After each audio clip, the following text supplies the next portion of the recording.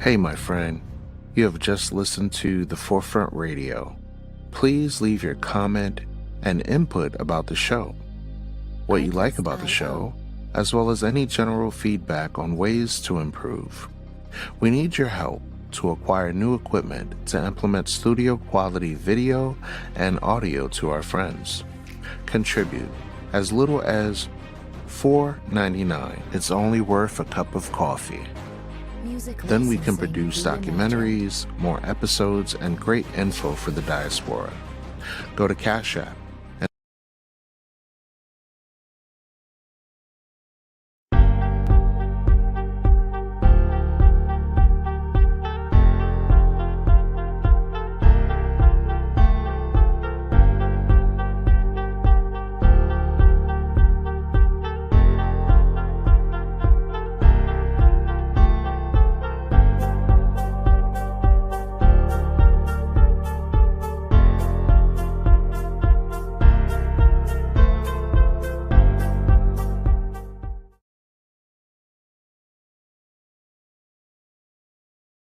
You are now listening to The Forefront Radio, where we discuss history, the Bible, the history of the Israelites, science, and other matters. Bring it out. The history of the blacks, Hispanics, and Native Americans as it relates to the Bible. Who were you prior to slavery? Who were you prior to colonization?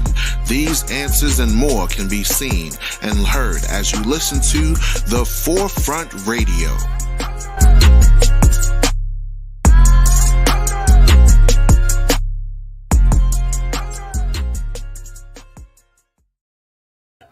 Peace and blessings to you all. Welcome to The Forefront Radio. I'm your host, Afiel Levi Israel, and we love to discuss the truth where the truth doesn't fear investigation. Have a wonderful show today lined up with a fellow podcaster by the name of Mr. Blackovation. Mr. Blackovation is the host of the All Things Black. That's right, the All Things Black podcast. It's about conversations and connection. It's about community building.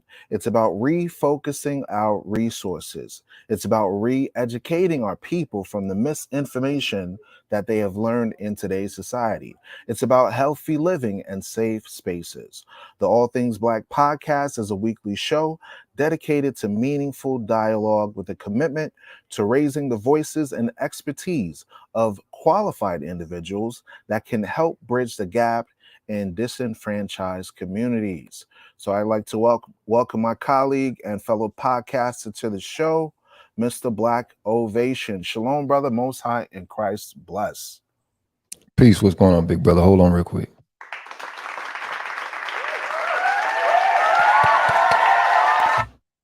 I just want to start off like that. Anyway, Yeah, man, it's been a long time coming, brother. I've always had you on my spot, and I am excited about being on your as invited as a guest on your podcast and your show. I love the intro. Hell, you almost made me want to donate, man. I might have to do that afterwards or whatever. But yeah, I love the intro and how you did everything. So yeah, it's great um, to be here, and hopefully I can add something to whatever meaningful dialogue that we're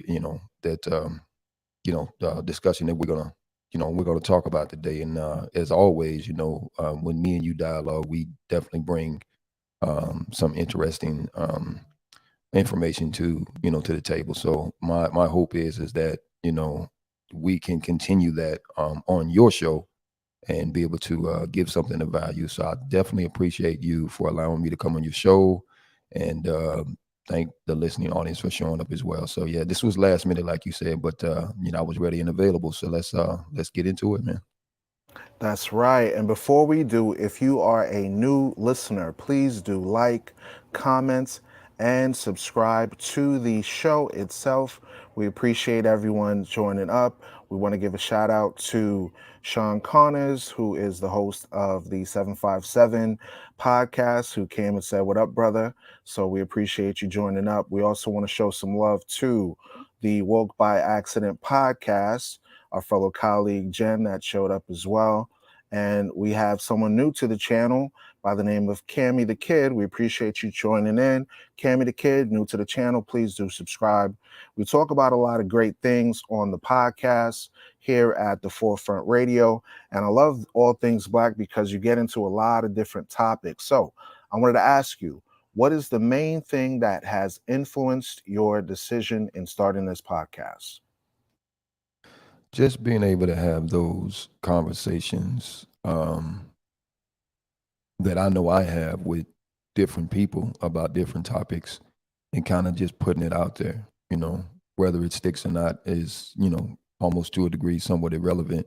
Is just making it accessible and making it available for people to be able to listen to, parse, um, pick apart pieces of it. They may agree with some of it, they may not. It's just, again, to be able to start a dialogue, right? And just being able to have people to kind of just take a different perspective or listen to something just a little bit different that they might not have heard before. So that's kind of what that's about. And it's funny that you say that because you got a lot of different podcasts that are out there, and it's mostly like gossip, slander, just foolishness, regular trivial matters. Oh, somebody want to talk about sports, or somebody want to talk about, what can you bring to the table in a jokingly manner in the Black community, and it's really just interesting to see a fresh perspective. When you do your episodes, do you normally plan things out in detail in advance, or do you kind of go by the flow? Are your shows spontaneous? How do you normally do it?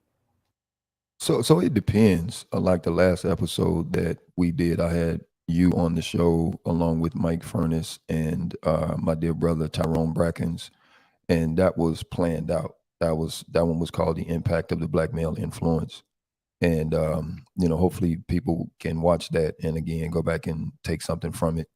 But that one was planned. I did write questions out, stuff like that. So it's kind of a mixture. Sometimes it's planned, sometimes it's not planned, right? But I do want to go back to something you stated earlier about the kinds of podcasts that are out there now. I Yeah, believe sure. Go ahead. some of that's okay, because some of us have avenues that we want to blow off steam, right? Stressful day, you just want to shoot the stuff. I don't want to cuss on your show, but you just want to shoot the stuff and whatnot. And some of those podcasts where people are just doing that's fine, because it's something out there for just about everybody. But I choose not to go that route because of more serious matters. When I was brought up, there was some OGs and people that were in my life that deposited a lot of information in me as I was growing up, and it caused me to be a little bit more serious in certain matters. So I wanted to bring a lot of what was deposited in me about the seriousness of the climate, the serious of the state of affairs with Black people, and things of that nature to my podcast to be able to talk about these different things, to give different perspectives, stuff like that. And besides that, again, there's nothing wrong with those podcasts. The only thing that I would say that may be a bit problematic about a lot of those podcasts is that a lot of those podcasts are trendy, and they tend to follow the trend or a certain theme that everybody else is doing, and we don't have enough of podcasts like yours or Woke by Accident or mine or things of that nature that that are pushed to the forefront where people can have like serious dialogues and stuff like that. So I just think that for the most part, if we can get to a space where we can have the party, um, whatever you want to call it, and then we can also talk about some very serious topics. Because to me, when you look at the um, country and what's going on in the world globally, I mean, it's almost self evident or quite evident that we need to be a little bit more serious about the times and about our business and how we go about doing things. So that's just my perspective and my opinion. Definitely. And with that being said, what do you think is not fair in this society, in today's society, that has to be exposed? Kind of elaborate on that for me. What do you mean? Like you just mentioned, like as far as like the serious topics for you, like with your podcast, what do you think are some things that you see going on in our communities that aren't fair? The like, for example, you talk about the disenfranchised communities that are impacted, right? And the things that you want to re-educate our people on. Name some of those things. Well, I mean, first and foremost, if anybody is looking, even though we've been told that we've made great strides in this country with race relations and things of that nature, if you look beyond the veil, you'll see that white supremacy is still in full throttle. They haven't let their foot off of the gas whatsoever, and some of the things that a lot of us, I believe, are not really conscious of is the fact that you know, um, even though even though it appears that we've made great strides, um, white supremacy has not been uprooted. Um, White male dominance has not been uprooted, right? And to be able to navigate those waters and see it for what it is, and know that there's still systems in place that are barriers to Black people really becoming economically independent, right? Being able to produce, manufacture, and make things for ourselves, and be able to put that on the world market, that's still somewhat of an issue. Having relations with other nations, right? Other independent Black nations, where we can do international trade and commerce, that's still an issue. So a lot of the different things that only in my opinion that I've come across where there's a small segment of us that kind of understand that and really talk about that. That's kind of the stuff that I like to highlight and point out and whatnot. And you can I go agree with on, that. yeah, you can go on and continue on with about education. Most of us are being, we're getting degrees and whatnot, and that's great. I think that's phenomenal. However, those degrees are still attached to um, the system of white supremacy and white male dominance, right? So he who prescribes your education also determines the circumference of your activity, right? So you're only going to go so far or branch so far outside of how you've been educated, right? Right, So that's true. this is why a lot of us, right? This is why a lot of us will get the education, and then we will go get the job and chase the bag and get the $500,000 home and the car to go with it and whatnot, because we think we've arrived, instead of taking the education and then try to find a way to utilize it and use it within our own community to build our community. That way we don't have to be dependent upon somebody else to feed, clothe, and shelter us. And that's definitely true. We do suffer from the generational curses that are written of in the scriptures and holy writ. And hopefully, our people could wake up to what's going on. I always say, when you think about it, you got Chinese immigrants that come over here to the United States, but they still have a home country in China and they have a seat at the United Nations. You know what I mean? Also with so-called Russians, their immigrants come over here. The Ukrainian immigrants come over here, but they have a seat in the United Nations, a seat at the G20, a seat at the G8. But black folks in America, where's our seat at? You know what I mean? So it's really interesting that you mentioned that, and I hope to see more change in our communities, like what you mentioned with the economics, with the political spectrums, with everything that we learn in today's society. With that being said, name something that you have on your show for a to-do list, something that you want to cover. I do want to revisit the black male and female dynamic. That seems to be a hot button topic, and just to have um, black men, black women, to try to find a way to, um, some commonality in our unique experiences. That to me, that should be enough. We both have very unique experiences here in this country. We've suffered greatly. Our foreparents have, forefathers and whatnot have suffered greatly in this country, and we're at a state now where it seems to be we're repelling each other. You know, um, much more than we have before. So to try to revisit that and have a really intelligent dialogue and try to come with some solutions on how we can actually um, stop the repelling of one another and just look at each other for who we are, right, and our very unique experiences, and stop letting the little external things divide us from one another, because there's a time coming, and it's coming very soon, that we are going to have to depend upon each other and rely upon each other, whether you know it or not. So to have the black male and female dynamic, um, to understand that everything that we have actually gone through and everything that is being imposed upon us, and the little divisions and the little breadcrumbs that's being given to us, it should not be um, something that should allow so much division between the black male and the black female. Definitely, definitely.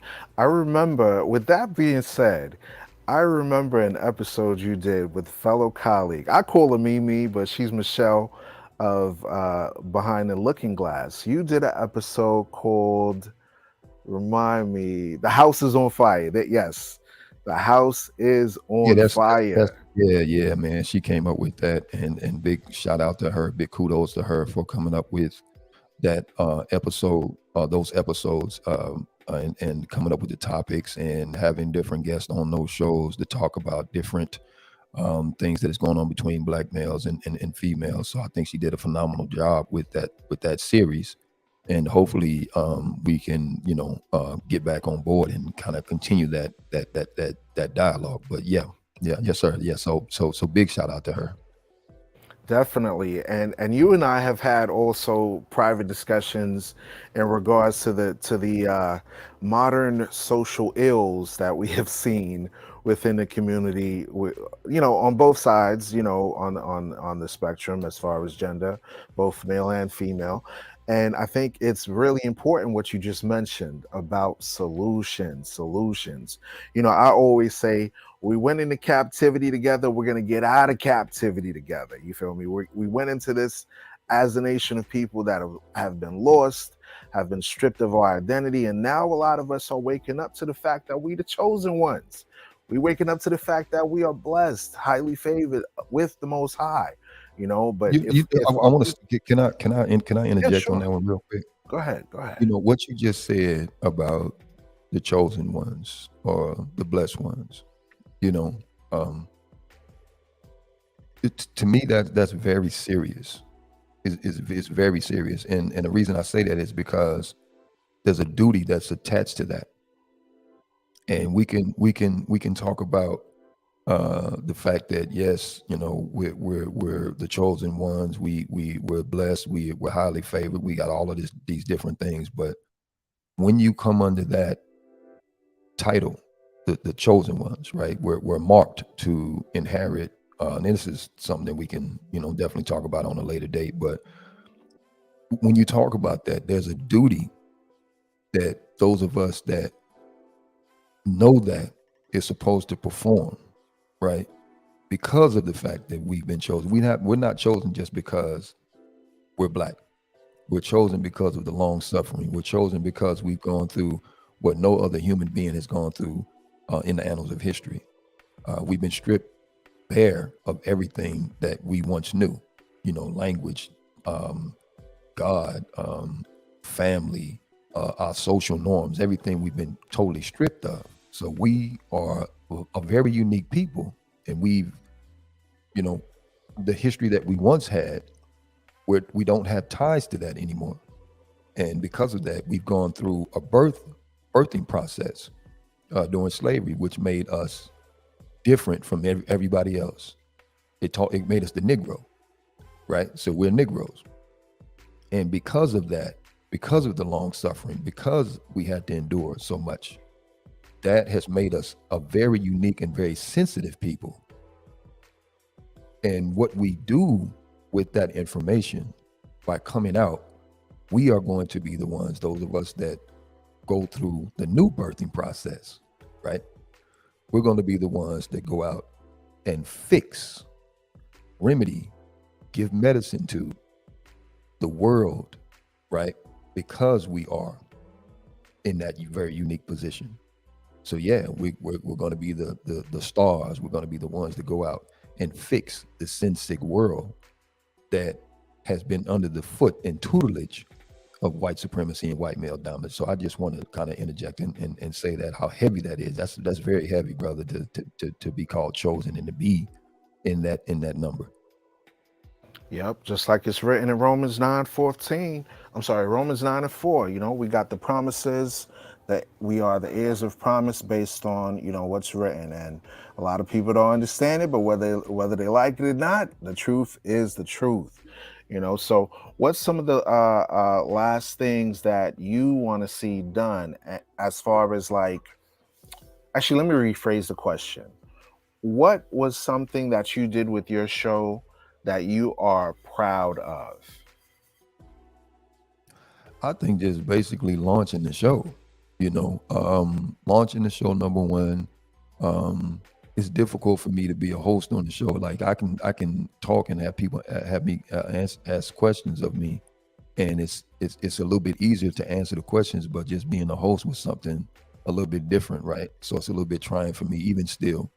So I'm still working at that. So for those that are out there that are great hosts, maybe you can give me some pointers or two or something like that, where I can become a little bit better. But yeah, but just launching the show, and then now trying to add the video component of it, and to be able to do that. So there's some lives. There's the YouTube channel that you can see on my overlay there. I hate the DB is blocking that out, but that I took some time to work on that, brother. But yeah, just to be able to do that, and then to launch the video component where people can visually see me and see some other things that's going on. So yeah, just to be able to do that, man, and to last but not least, but to have great persons come on the show, such as yourself and Professor Latanya White and Milton Lawrence Jr. Just to have these persons come on the show and talk about their expertise in their particular field of endeavor. And yeah, man, I mean, it feels really good to be able to just do that. And so that's what I would probably say. All praises. So, couple of thoughts then. Let's switch gears. Let's switch gears for a little bit. What are your thoughts on the recent Roe v. Wade situation? Ooh, brother, you set me up.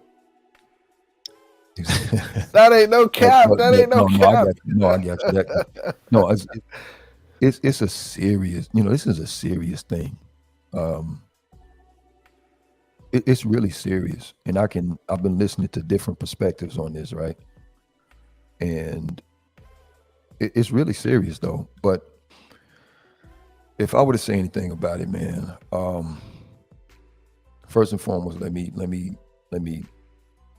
say my stance for me is that um, I'm not a pro-abortionist. I'm not. I don't believe in it. I understand it, and I understand the medical reasons why it would be necessary for a woman to have an abortion. I totally understand that. I've known women that have had abortions. I've not been the person that have been in that situation with those women to ask them for abortions. Um, I have two children, and that's it. I've never traveled down that road to even utter those words from my lips to have any woman go to an abortion clinic to say you need to get rid of this. I think that's terrible within itself for any man to ask a woman to abort a child. I think that's absolutely terrible. Um, and again, I totally understand the medical reasons why this would be necessary. Because, just having to go through the birthing process, which I was there for both of the birth of my children, that is a tremendous burden on any woman to have to go through. The woman is literally going through the death process to give life to our seed. And if any complications comes about, there has to be a choice that has to be made. Do you allow the mother to live, or do you allow the child to live? So it's very difficult. And like I say, I understand the medical reasons for it. And but again, I'm not pro-abortion. I'm not. If it came down to it, to make a decision in that, what I mentioned earlier, I totally would understand the decision that would have to be made. But again, I'm not someone who's pro-abortion. Oh Makes boy, sense. Makes with sense. that I hit being you with the said, hammer right there. My bad, you man. did, man. You You wasn't did. You ready did. for You it. did. I But normally talk about serious things like yes, over a sir. cup of tea anyway, so that's really Yes, my sir. thing. Yeah, But but with that, let me finish this though. But with that being said, we have to address the other issue. Oh boy. Okay. We have to address the other bring it issue. out. Bring it out. What's the other issue? The other issue is this. We also have to acknowledge. Well, let me phrase it this way. We live in a society where we are incentivized to be perverse, right? We're incentivized to be perverse. We're There we incentivized to go. Now be you're starting to to cook. be There we go. Go yeah, ahead. we're incentivized to be sexually deviant. We're incentivized. I mean, if we weren't, you wouldn't have all these, different um, sexual aids, right? That are out there: the condom, the pill, the diaphragm, um, all the way down to abortion, right? So again, we're incentivized to be sexually deviant, hypersexual, and everything. And let's be honest. In that, and that's what I mean. We have to be honest, and we have to be very forthcoming about this other side. Yeah, if Man, we kept it um, 100, if we really yeah, kept man. it 100, we know that when it came to relationships, just sex in itself was confined to the beauty of marriage. But society has twisted it. Society has thrown the baby out with the bathwater. Right, Society has says do whatever the hell you want to do right. without no repercussions. But then, No, no, no, no. There are repercussions. There are repercussions. It's just that the repercussions are not made very clear, right? They're not very black and white. Let me give you an example. Smoking used to be a really big thing when I was growing up, right? Um, you weren't necessarily really warned about the consequences of smoking, right? 10, 20 years later, now you people are talking about the effects of smoking, and then they put a warning label on there that was so um, small in lettering that, I mean, who would literally pay attention to that? Who would pay attention to it, right? And you have all these different companies out there that are manufacturing cigarettes and whatnot with all these different carcinogens inside of them that are causing cancer causing. But for the most part, they were promoting a lifestyle. They were promoting how cool it was to smoke a cigarette, right? They were Facts. incentivizing. They were incentivizing people to buy cigarettes, right? They were doing it wholesale. How cool you look, how good it looks. You know what I mean? It calms you down and yada yada yada. You can lose weight from smoking a cigarette, that kind of stuff, right? But in the long term, in the long run, 10, 20, 15 years later, whatever the case may be, now the health effects of it is coming full circle, right? It's coming full circle. So that's what I mean when I'm talking about we're incentivized to be sexually deviant, right? We're incentivized to do that. A lot of sex happens on college campuses where a lot of abortions take place. Forgive me for saying it, but that's let's be real about it.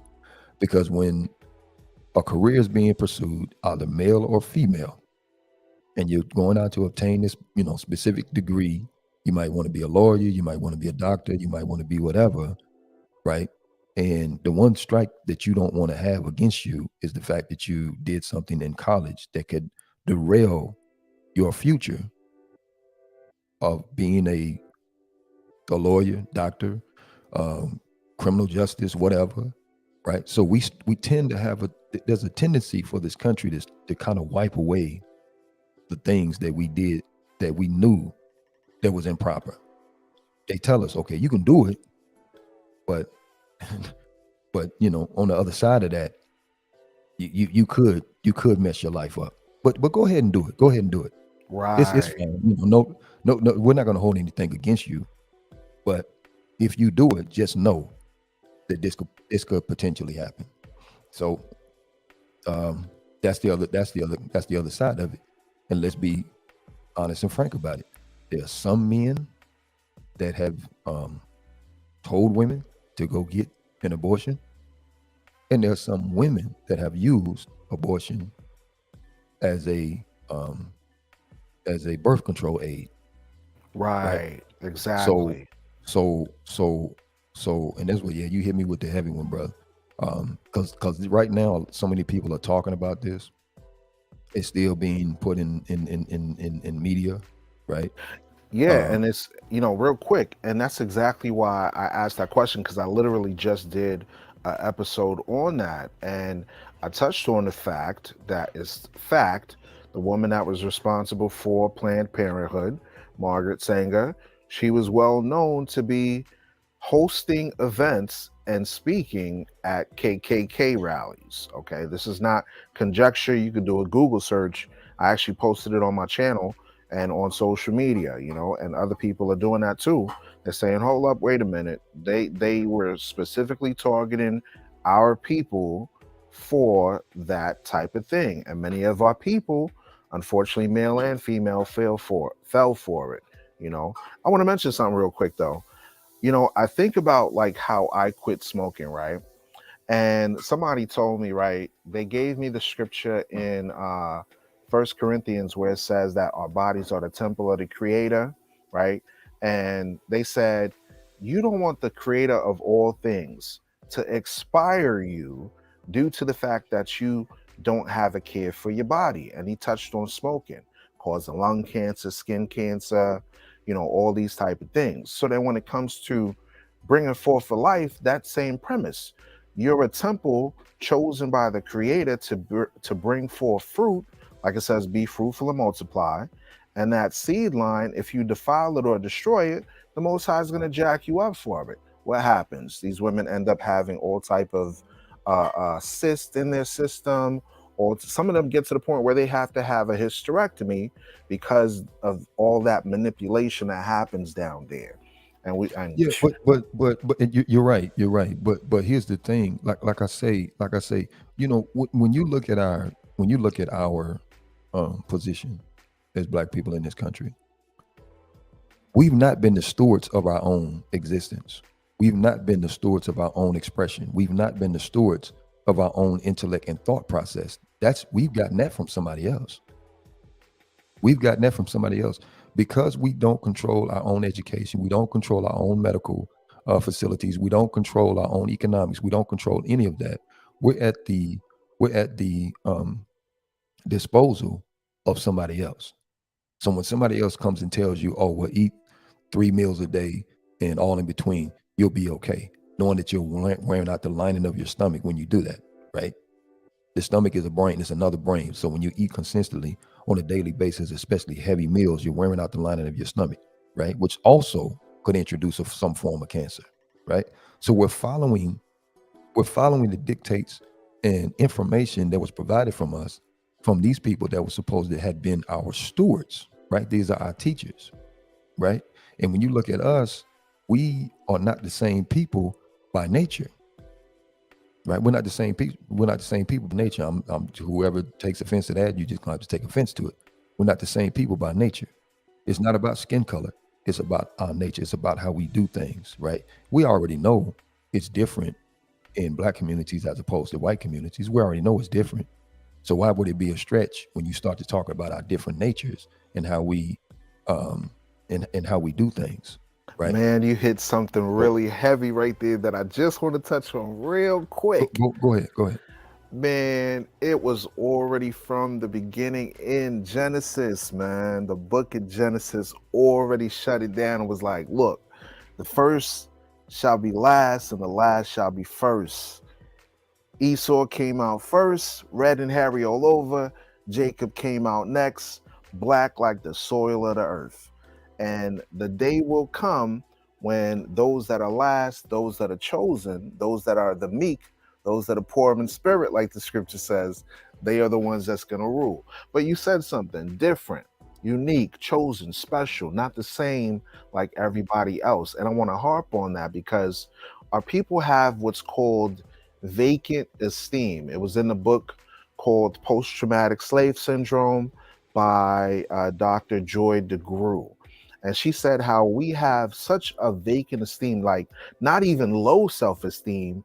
The esteem is vacant, like it's not even there, you know, and we have to big each other up and say, look, who's the best in entertainment? Who's the best at music? Who's the best in science, in innovation, education? Everything we touch turns to gold. What other community could go through several hundred years of bondage and right around 1910 to 1920 scoop themselves back up and say, we're going to build a Rosewood. We're going to build Tulsa, Oklahoma, Black Wall Street. We're going to build doctors and lawyers and all of these things. So yeah, definitely big up to that. I appreciate you saying that, man. Yeah. But absolutely, and thank you. But what I was kind of highlighting was the fact that, you know, everything that we are taught is taught from a different, is taught from a different lens, right? Yeah, we may have had some benefit from it, but on the whole, it's not the benefit that again is conducive to our nature. It's not conducive to our nature. You know, materialism, sexism, nationalism, things like that. You know, we don't necessarily sit back and pride ourselves in that. You know, we don't sit back and pride ourselves in that. And there was never a time that we really sat back and did that anyway. But these are things that are strictly from a Eurocentric perspective. When you start talking about materialism, racism, nationalism, and sexism, right? All of these different things are really what's hurting and crippling the country. And to be quite honest, because of those four impediments, because again, I'm gonna be totally, you know, honest. We do live in a great technological country. This is a profoundly great technological country, right? But on the inside, if you could go from the out to the out from outside of this country and look in, you would literally see the decay that's going on from the inside, because at its root, the mistreatment of our African brothers and sisters who were brought here, and that mistreatment was never rectified, it was never corrected, which allowed more of a moral decay in our captors, because they didn't want to fix the problem. They didn't want to correct not their mistake, but their intent on making Black people their footstool for a certain number of years. And they've had, several opportunities to fix it. But that one sin, that one original sin, is what is bringing this country to its knees. And that's a whole nother topic of conversation by itself. But as far as us as a people, man, I mean, I just think, and I've said this several times. I've said it on Michelle's Through the Looking Glass podcast. I've said it on other podcasts where people have had me on as a guest. It's going to take some re-education, and not from the lens of European perspective. It's not going to. I don't care how much education we get from this world and this society and this system. It's really no good, to be totally honest. Because what good is the education when the system itself is falling?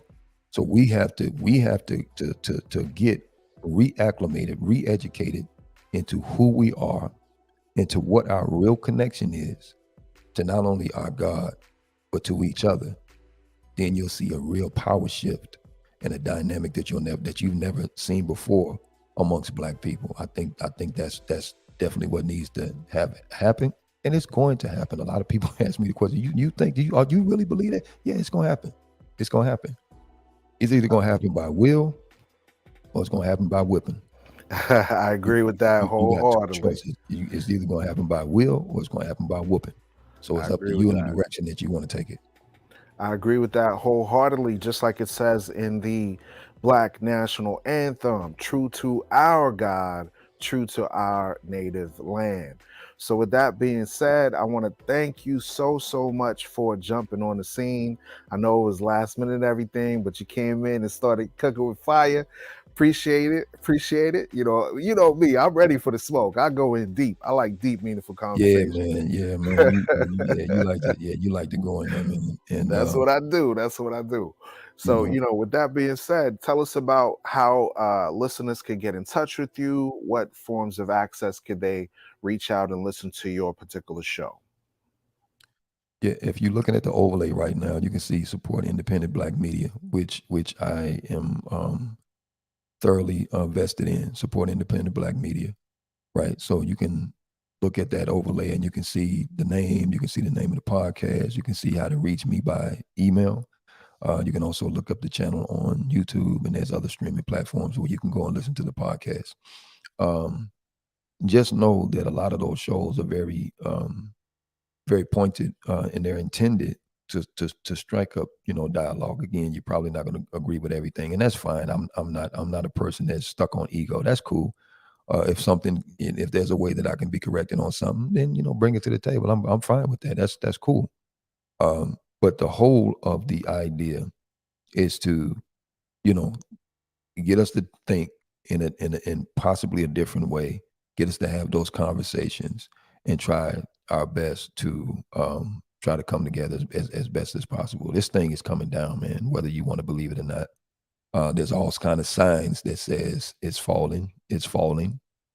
When you look at the people, and you quote scripture a lot, so I know you're going to be right in line with this.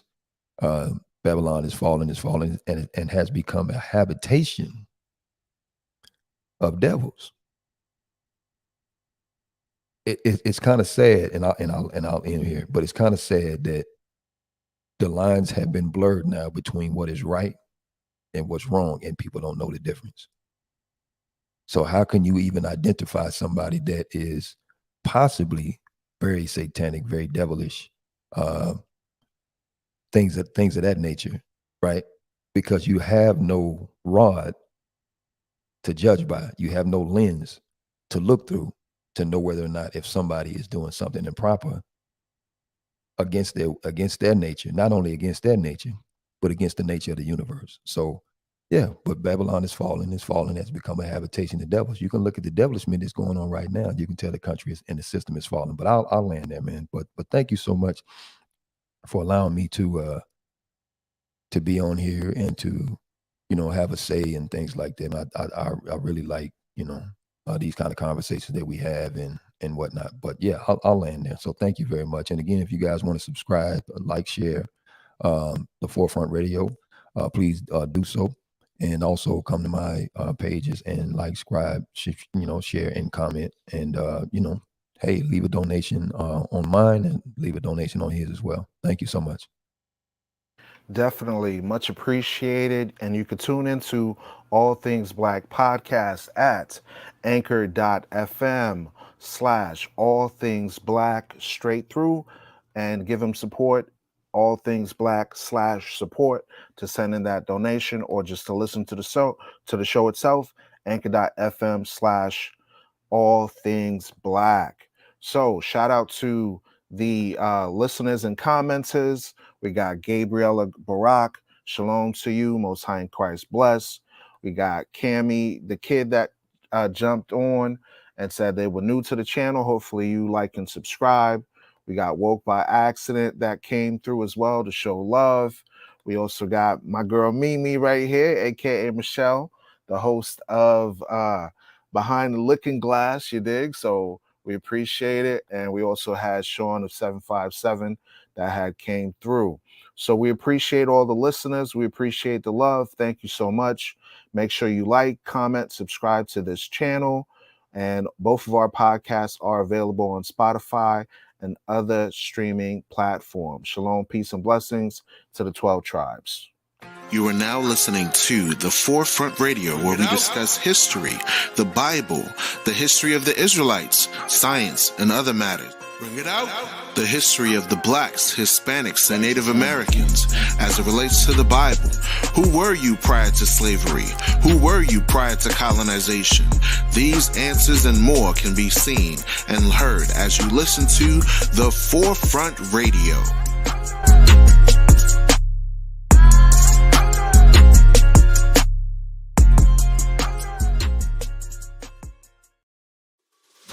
Hey, my friend, you have just listened to the Forefront Radio. Please leave your comment and input about the show, what you like about the show, as well as any general feedback on ways to improve. We need your help to acquire new equipment to implement studio quality video and audio to our friends. Contribute as little as $4.99. It's only worth a cup of coffee. Then we can produce documentaries, more episodes, and great info for the diaspora. Go to Cash App and enter APHIELLEVI to donate to the Forefront Radio to cover our advertising costs and reach more people. Catch our next episode on YouTube, Facebook, Spotify, anchor.fm/the Forefront. Always remember, the truth shall liberate the mind. Peace to the heirs of promise and the heritage of the scattered 12 tribes.